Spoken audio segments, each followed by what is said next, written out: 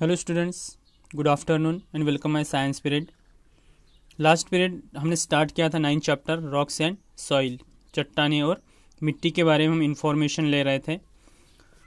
Some of the learning objectives मैंने आपको यहाँ पे एक्सप्लेन किए हैं। वो है some common rocks, formation of soils.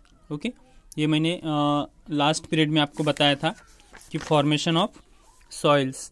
Okay, मतलब सॉइल का फॉर्मेशन किस तरीके से होता है, सॉइल किस तरीके से बनती है, मिट्टी किस तरीके से बनती है, ये भी मैंने आपको बताया था। सॉइल्स जो मिट्टी जो होती है ये बहुत ही स्लोली बनती है।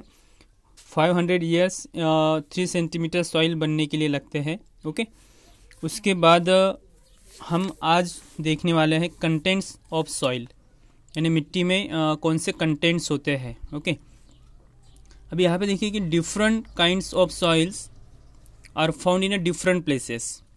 ओके, मतलब विभिन्न प्रकार की जो मिट्टी होती है ये अलग अलग जगह में पाई जाती है। Okay, different kinds of soils are found in different places. अलग अलग जगह पे अलग अलग प्रकार की मिट्टी आपको देखने को मिलती है। ओके, कहीं पे आपको लाल मिट्टी मिलेगी, कहीं पे आपको काली मिट्टी मिलेगी। मतलब डिफरेंट प्लेसेस में डिफरेंट टाइप्स की सॉइल जो होती है, मिट्टी होती है, ये आपको मिलती है। The kind of soil depends upon the kind of rock from which it is form. अभी ये डिफरेंट टाइप्स की जो मिट्टी होती है ये किस प्रकार बनती है, किसके ऊपर डिपेंड होती है।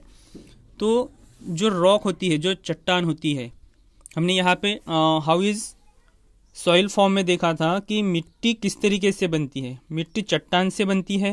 ओके, मतलब वहाँ पे क्रैक आती है, day time sun heats up the rocks during day time. उसके बाद उसमें क्रैक आ जाता है, रेन वाटर उसे फिल्स करके क्रैक्स को बड़ा कर देते हैं, क्रैक्स बिगर हो जाती है और बाद में वो छोटे छोटे टुकड़ों में बट जाता है, छोटे छोटे टुकड़ों में वो टूट जाता है और वहीं से मिट्टी बनती है। तो उसी प्रकार यहाँ पे आपको देखना है upon the kind of rock from which it is form, मतलब वो किस चट्टान से बनी है इसके ऊपर डिपेंड होता है। Soil contains pieces of broken rocks, मतलब चट्टान के जो छोटे छोटे टुकड़े होते हैं, मिट्टी बनने के लिए चट्टान के जो छोटे टुकड़े होते हैं उनमें मिनरल्स,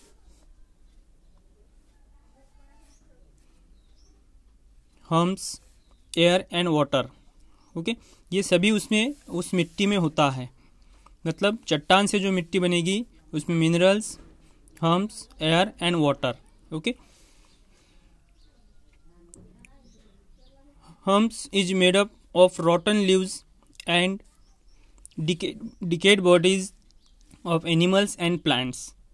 अभी यहाँ पे देखिए कि मिट्टी में अगर हम कंटेंट्स देखते हैं तो आपको minerals, hums, air and water ये सभी उस मिट्टी में होता है।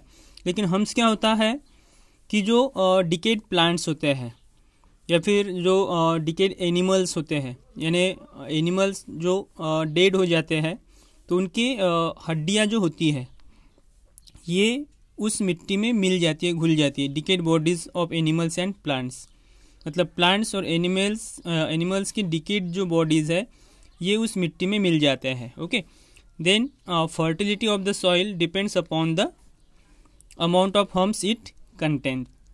मतलब फर्टिलिटी जो होती है, फर्टिलिटी के लिए of the soil depends upon the amount of humus it contents.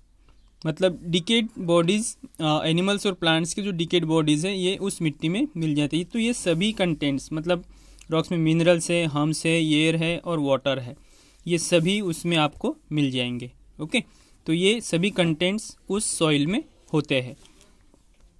अभी यहाँ पे देखिए कि एक्टिविटी टाइम है ये। Soil contains water and air in it. अभी यहाँ पे देखिए कि एक्टिविटी टाइम में कि वहाँ पे एयर या फिर वाटर उस मिट्टी में होता है या नहीं होता है, ये देखना है। तो सबसे पहले देखिए, first heat some soil in a can. एक कैन में आपको क्या करना है, मिट्टी को गर्म करना है, हीट करना है। Hold the lead over it. Okay, hold the lid over it. Water droplets from on the lid and wall of the container. This proves that soil contains water in it. मतलब आप इसको मिट्टी को अगर थोड़ा heat करोगे तो heat करने के बाद इसके ऊपर आप लीड ओवर इट, उसके ऊपर आप अगर कुछ रखोगे तो आपको जो लीड करके रखा गया उसके ऊपर, तो आपको पता चलेगा कि वाटर के जो कंटेंट्स है वो आपको वहाँ पे मिल गए। मतलब मिट्टी में वाटर होता है। ओके, मिट्टी में वाटर होता है। सेकेंड देखिए कि take some soil in a can. फिर से हमने कुछ सॉइल, कुछ मिट्टी कैन में ली है। Fix a balloon at the top, heat the can strongly and the balloon is filled up because soil has an air in it. मतलब balloon को हम अगर ऊपर रखते हैं तो आपको बलून में air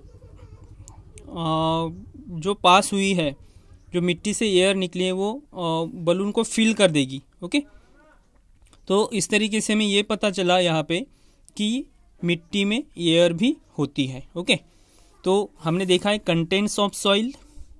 okay, contents of soil. सबसे पहले मैंने आपको यहाँ पे सॉइल के बारे में तो बताया था। Okay, soil is an important resource that supports life on earth. Okay, और उसके बाद contents of soil, contents of soil बताया। उसके बाद यहाँ पे है देखिए काइंड्स ऑफ सॉइल्स। मतलब मिट्टी के जो प्रकार होते हैं, ये मिट्टी के प्रकार आपको यहाँ पे देखने को मिलेंगे। There are 4 main kinds of soils, that is the gravel, sand, clay and loam. Okay, ये these are the 4 types of soils. So first is gravel. Gravel has very large grains which do not hold any water between them. They hold a lot of air. यानी gravel जो मिट्टी होती है ये बजरी। Okay, बजरी यानी बजरी आपने देखी होगी, छोटे छोटे टुकड़े होते हैं। तो gravel has very large grains which do not hold any water. मतलब पानी को एब्जॉर्व करने की कैपेसिटी इसमें कम होती है ग्रेवल मिट्टी में। Okay, gravel has very large grains which do not hold any water between them. They hold a lot of air. ये ज़्यादा air, they hold a lot of air, ये ज़्यादा एयर होल्ड कर सकती है। मतलब ज़्यादा वाटर होल्ड नहीं कर सकती है। ओके, ग्रेवल जो मिट्टी है, ग्रेवल जो सॉइल्स है, ये ग्रेवल सॉइल्स ज़्यादा वाटर होल्ड नहीं कर सकती है, लेकिन एयर सबसे ज़्यादा ये होल्ड कर सकती है। Sand, sand has grains smaller than gravel. Okay, ये जो ग्रेवल से सैंड जो है ये बहुत स्मॉलर ग्रेन्स है। स्मॉलर, इट इज़ ग्रे और ब्राउन इन कलर। मतलब सैंड जो सॉइल है ये ग्रे और ब्राउन कलर में पाई जाती है। Sand is found on the beach और इन अ डेजर्ट। मतलब बीच और डेजर्ट में सैंड सॉइल पाई जाती है। ओके, बीच और डेजर्ट में। Sand holds more water than gravel. मतलब ग्रेवल से ज़्यादा सैंड सॉइल में वाटर को होल्ड करने की कैपेसिटी ज़्यादा होती है। क्योंकि आप देख सकते हो कि बीच कहाँ गया है, तो बीच जो समुंदर का किनारा होता है, उसी के समुंदर का किनारा होता है उसी को हम बीच कहते हैं। मतलब सबसे ज़्यादा वाटर वहीं पे होता है। डेजर्ट होती है। ओके,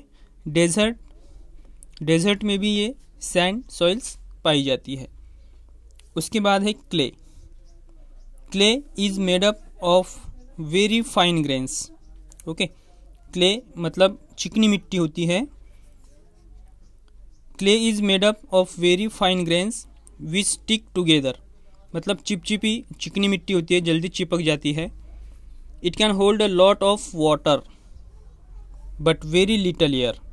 मतलब सबसे ज़्यादा वाटर को होल्ड करने की कैपेसिटी क्ले सॉइल में होती है, लेकिन क्ले सॉइल ज़्यादा एयर को होल्ड नहीं कर सकती है। ओके, ये बात ध्यान में रखना कि clay is made up of very fine grains which stick together it can hold a lot of water but very little air, मतलब कम से कम एयर को ये होल्ड कर सकती है, लेकिन वाटर को सबसे ज़्यादा, क्योंकि ये चिकनी मिट्टी होती है, चिपचिपी होती है। Okay. Clay is used for making toys.